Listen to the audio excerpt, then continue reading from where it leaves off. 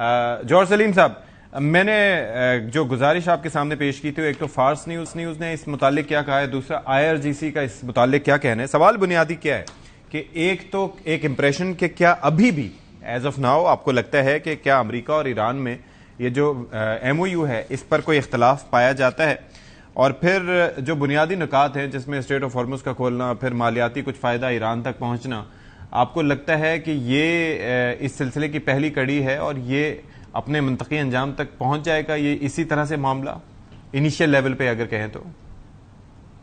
جی دیکھیں، مجھے بہت زیادہ حیرانگی تو نہیں ہوئی ان اسٹیٹمنٹ سے، کیونکہ ایک تو خیر وہ ڈینائی کرنا چاہتے ہیں ایرانی یہ جو اس کی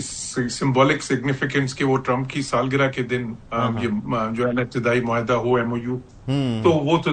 قابل قبول نہیں ہوگا. پھر دیکھیں دونوں سائڈ کے درمیان اتنا زیادہ جو اعتماد کا فقدان ہے، اس میں وہ اس طرح کی پھر جو چیزیں ہیں وہ بہت زیادہ اہمیت اختیار کر لیتی ہیں جو کہ ویسے نہیں ہونی چاہیے اتنی اہم. دوسری چیز یہ بھی ہے، دیکھیں ایران کے اندر کیونکہ وہ ان کو جو وہاں پہ جو ماڈریٹس ہیں یا جو پریگمیٹسٹ ہیں، ان کو جو ہارڈ لائنرز ہیں ان کو بھی ساتھ لے کے چلنا ہے، تو اس لیے وہ بہت ہی زیادہ محتاط ہوتے ہیں اپنی اسٹیٹمنٹس میں. اور وہ جو جس طرح سے کچھ ڈیلیبریٹ لیکس بھی وہاں پہ پہلے شاید ہوئے تھے جس پہ ٹرمپ ناراض ہو گئے تھے، اور پھر ابھی ایران، اور پھر یہ تھوڑا سا اس میں ظاہر ہے ایک جو ہے نا وہ بھی ہوتی ہے کہ جی دونوں سائڈز یہ کوشش کرتے ہیں کہ یہ شو کریں کہ جی ہمارا پلہ بھاری ہے نیگوسیشنز میں، کیونکہ اپنے ڈومیسٹک آڈینس کے سامنے بھی ایک نیریٹو سیل کرنا ہوتا ہے. تو وہ ساری چیزیں اس پہ ہیں، لیکن میں سمجھتا ہوں کہ ابتدائی جو یہ فریم ورک آف انڈرسٹینڈنگ ہے اس کی حد تک تو بظاہر چیزیں طے پا گئی ہیں، اور اس میں کوئی اتنا زیادہ جو ہے نا اب یہ اگر آج سائن نہیں ہوتا، جو کہ ظاہر ہے کہ نہیں ہوگا یہی لگ رہا ہے، تو کل ہو جائے پرسوں ہو جائے اسے فرق نہیں پڑتا. ساتھ ہی ساتھ یہ سائن کس طرح ہوتا ہے، کیا ان پرسن ہوتا ہے سائن یا کیا ورچولی یا آن لائن جس کو کہہ رہے ہیں، وہ تو اب الیکٹرانک بھی کہا جا رہا ہے، اور ایک ورچوئل اجلاس کے بارے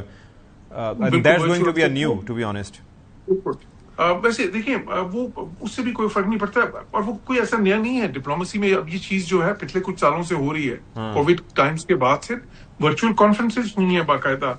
SCO کی میٹنگ انڈیا میں ہونی تھی، وہ ساری ورچوئل ہوئی. بہت سے معاہدات ہم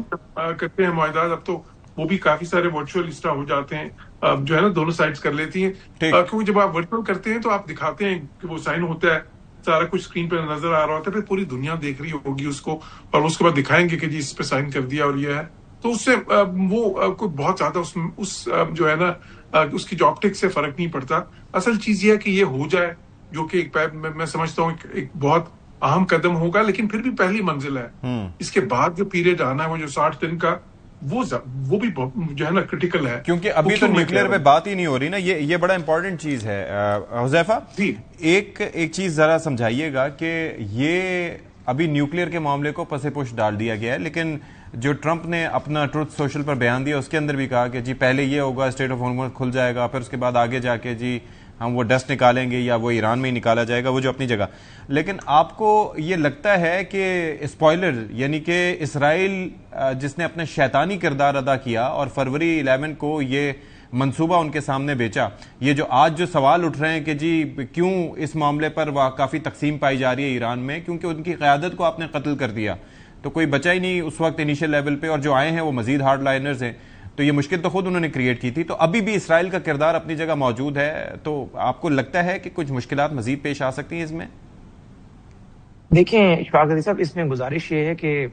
پریزیڈنٹ ٹرمپ نے، آپ کو پتا ہے کہ ابھی حال ہی میں چائنا کا دورہ کیا ہے. میں ظاہر ہے حکومتی پوزیشن پر ہوں تو میرے منہ سے نکلی ہوئی بات حکومت کا موقع تصور ہو جائے گی، لیکن میں آپ کو بٹوین دا لائنز کچھ چیزیں گزارش کر دیتا ہوں. پہلی بات تو یہ ہے کہ آپ نے اسٹریٹ آف ہارمز پہ بہت سارے ماشاءاللہ جو اتھارٹی ہیں اس موضوع پر، ان سے بھی بات کی ہے اپنے پروگرام میں، لیکن گزارش یہ ہے کہ اسٹریٹ آف ہارمز میں سے جن لوگوں نے گزرنا ہے، سب سے بڑا خریدار بھی چائنا ہے اور سب سے بڑا جو ہے دکاندار بھی چائنا ہے. اس لیے چائنا کوئی ایسی چیز نہ ہونے دے گا، اور نہ ہی اس میں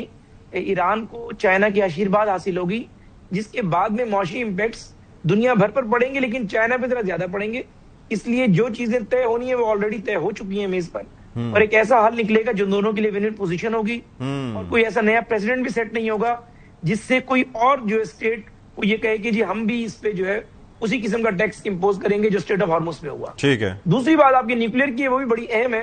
اس حوالے سے واضح بات ہے کہ اگر چائنا جو ہے اس حوالے سے ایران کو گارنٹی دے دیتا ہے کہ ایران کے اوپر کل کل کوئی نیوکلیر ویپن استعمال نہیں کیا جائے گا یا اسرائیل یہ بدماشی نہیں کرے گا جو پہلے کی گئی ہے، تو ایرانی تو آلریڈی ان کے جو پہلے جو ہے آیت اللہ تھے، آیت اللہ خامنائی کی میں بات کر رہا ہوں، انہوں نے تو فتویٰ دیا ہوا تھا اس کے اوپر. تو صرف یہاں معاملہ اس بات پر ٹکا ہوا ہے کہ جس پہ چائنا کو ایک اسٹرانگ گارنٹی درکار ہے ایران کو، اور ایران اس گارنٹی کے بعد جو ہے وہ نیوکلیر والا مسئلہ بھی حل کرنے کو تیار ہے. اور میری اپنی جو سمجھ بوجھ ہے وہ یہی ہے کہ تمام اہم موضوعات، یعنی موضوعات تو 3 ہی تھے. پہلا یہ تھا کہ اس نیوکلیر کا کیا ہوگا، دوسرا اسٹریٹ آف ہارمز کا کیا ہوگا، تیسرا یہ تھا کہ جو نقصانات ہوئے ہیں ایران کے اس کا کیا ہوگا. ان تینوں موضوعات پر ایران کی سیٹسفیکشن کے مطابق کنکریٹ بات ہو چکی ہے. ٹھیک ہے. ایڈمرل صاحب یہ ذرا فرما دیجئے گا، یہ جو ہم اسپوائلر کی بات کر رہے ہیں، ابھی بھی میں دیکھ رہا ہوں کہ ٹرمپ کا اسٹیٹمنٹ چل رہا ہے کہ فریقین تحمل سے کام لیں، اپنے ہاتھ روک لیں. آپ کو پتہ ہے کہ اسرائیل نے پھر بیروت پر حملہ کیا ہے، میزائل داغے ہیں، اور پھر IRGC نے کہا ہے کہ یہ ایسا نہیں ہوگا کہ اس حملے کا جواب نہیں دیں گے. تو اب اسرائیل کو سب سے بڑا مسئلہ ہی ہم یہ کہہ رہے ہیں نا کہ سب سے بڑی وہ کہتے ہیں نا خرابی کی جڑ اسرائیل ہے. تو آپ کو لگتا ہے کہ ٹرمپ روک پائیں گے یا یہ گڈ کاپ بیڈ کاپ چلتا رہے گا ساتھ ساتھ؟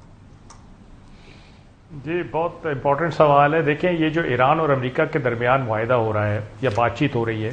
یہ ان 2 ملکوں کے درمیان نہیں ہو رہا ہے، یہ ایک اس پورے خطے کا فیوچر ڈیسائیڈ ہو رہا ہے. اور اس خطے میں بہت سارے ممالک ہیں، عرب ممالک بھی ہیں اور اسرائیل بھی ہے. پریزیڈنٹ ٹرمپ کی کریڈیبلٹی ایٹ سٹیک ہے. کیا وہ اسرائیل کو کنٹرول کر پائیں گے؟ کیا وہ پرو اسرائیلی لابی کو کنٹرول کر پائیں گے؟ کیا ان کا پریشر سسٹین کر پائیں گے؟ کیا عرب ممالک کو وہ یہ قائل کر پائیں گے کہ جو معاہدہ میں ایران کے ساتھ کرنے جا رہا ہوں سب اس پہ قائم رہیں گے، کوئی اس کو بریچ نہیں کرے گا؟ یہ ایک بہت بڑا میں سمجھتا ہوں کہ پریشر ہے پریزیڈنٹ ٹرمپ پہ. اور اسی پریشر کی جو آپ کو ایک انڈیکیشن نظر آتی ہے وہ اس طرح سے ہے کہ جب بھی کوئی مسودہ ایران سے منظور ہو کے امریکہ کے پاس جاتا ہے